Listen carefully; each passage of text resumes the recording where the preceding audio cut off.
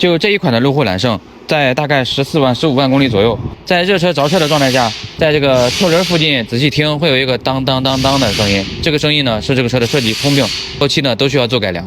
好，先听视频。当当当当当当当。一旦你的车也出现这个问题啊，一定要及时维修，否则会造成大的损失，因为这个是属于发动机内部的一个异响。如果你的车也有这个问题，把这个视频看完就能秒杀。发动机，看现在只有拆成这个样，你才能找见问题所在。走，看一下，这个桌子上放的这些是这个车所有的正时套件，前面的是旧的，后面的是新的。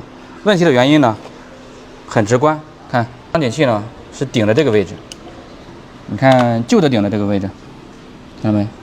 这是个大坑，新的是这样的，而且这两个旧的你可以再对比一下，这个坑很浅。这个坑呢很深，而且已经起毛边了，能看出来吧？能。这个是左侧的，而且咱们实车听就是主驾驶侧声音比较明显。问题原因呢就是这块导致的，它这块深了以后导致链条松了，所以链条排链板它会发出一个异响。现在换的都是这种改良后的，后期只要更换完以后，后期就不会再出这种问题了。